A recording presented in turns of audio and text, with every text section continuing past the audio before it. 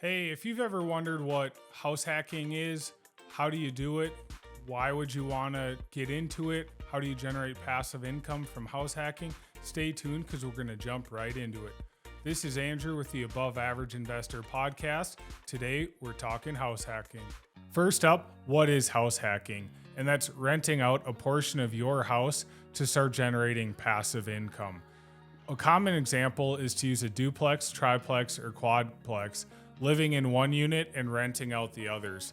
Quite often, when you do this, the rent coming in can pay for more than 50% of the mortgage on a duplex or more than 25% of the mortgage on a quadplex.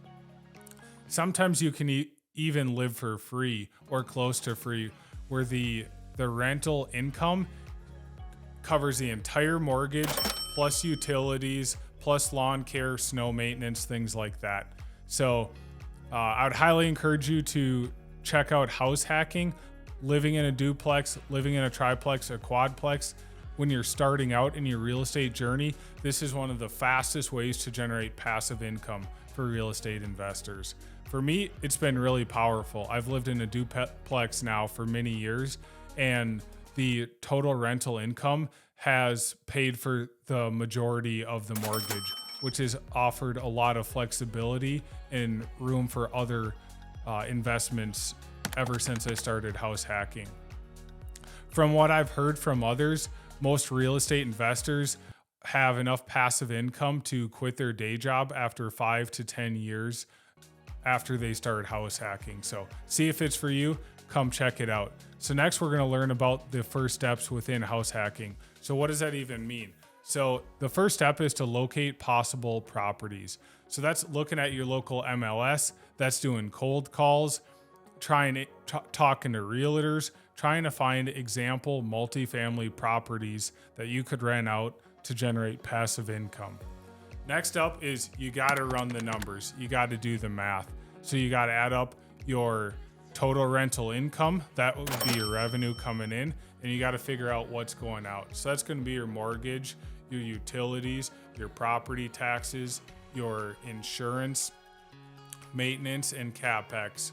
It's a lot more than just the mortgage. So run the numbers, pencil it out, see if you can start having a cheaper housing and you can journey into real estate through house hacking. Next up, we've got learning how to screen tenants. In my experience, this is one of the biggest ways to make it or break it as a landlord.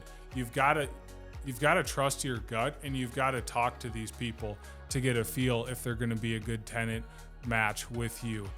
I'm not going to tell you how to evaluate people. We've got that in later videos, but you do need to screen the tenants. And when your stomach has that kind of queasy feeling, trust your gut, and that person may just not be a good fit for you in a business relationship, and that's okay too.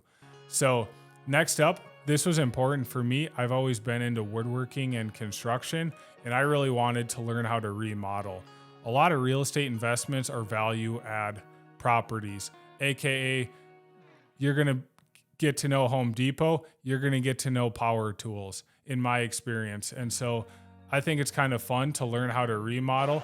You get the instant gratification of a place looks wildly different. It looks habitable first off. It can look beautiful. Somebody can really appreciate all the work that you've put into that. And then you also get the long-term payoff of the sweat equity. So when you buy a house for $100,000 for a round number, you put $20,000 into a remodel or a renovation, your house could be worth $140,000, $160,000. So that difference is your sweat equity. So if you were to go to sell it, you would make that a $20,000 profit, a $40,000 profit. So in order to best judge the remodel costs, you're going to have to talk to some contractors, to some other real estate investors. You're going to have to build out a bill of materials, try to take a guess at how much that remodel is going to cost. And then on the back end, it's called your ARV, which is your after repair value. You're going to want to look at how much is this house going to be worth if I were to go sell it in a much nicer, better quality house. So that's how you can kind of calculate your sweat equity. And this is a similar thing within house flipping. So next up, one of the biggest benefits of house hacking is you just learn the real estate business. It's a relatively low risk because you still need a place to live, and you can live there for a couple of years. You don't have to live there forever. It's just a season. But you get a feel, do you like flipping houses? Are you able to handle landlord-tenant relationships? Do you like passive income? Do you like doing remodels yourself or supervising contractors doing them? You get a feel for, is this business something you want to do forever? And if it's not, that's okay. These small multifamily properties are generally pretty easy to sell. There's almost always a high demand of buyers looking to buy duplexes, triplexes, quadplexes. Because they're easy to sell in the future, they're easy to rent out. They're just a small little thing. So if you want to get into real estate, this is one of the lowest risk ways to do it is house hacking, because you got to live anywhere, and why not just get a little discount on your rent or your mortgage while learning a business on the side. I think it's an excellent way to get into it.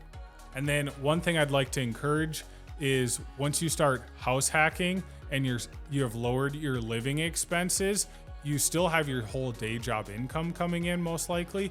So I would encourage you to take that difference of what you used to pay for rent or what you used to pay for a mortgage and start putting that into other savings and investments. So for me, once I started to grow my passive income, I've further invested in real estate. I've further invested in the stock market, and I've been able to take that difference, which has grown as rents raise over time, and I can invest more and more into alternative investments, which then starts to really compound my passive income.